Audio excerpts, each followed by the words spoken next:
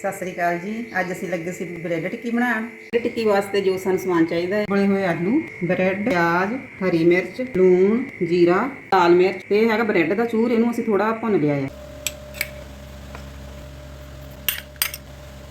ਹੁਣ ਬ੍ਰੈਡ ਨੂੰ ਅਸੀਂ ਭੋਰ ਕੇ ਵਿੱਚ ਇਹਦੇ ਮਿਕਸ ਕਰਾਂਗੇ। ਮਿਕਸ ਸਾਡਾ ਰੈਡੀ ਹੋ ਗਿਆ ਆ। ਇਹ ਅਸੀਂ ਤਿਆਰ ਕਰ ਲਈਆਂ ਆ। ਤੇਲ ਸਾਡਾ ਗਰਮ ਹੋ ਗਿਆ ਆ। ਹੁਣ ਟਿੱਕੀ ਨੂੰ ਅਸੀਂ ਬ੍ਰੈਡ ਕਰੰਸ ਲਗਾ ਕੇ ਤੇਲ ਦੇ ਵਿੱਚ ਛੱਡਾਂਗੇ ਇਹਨੂੰ।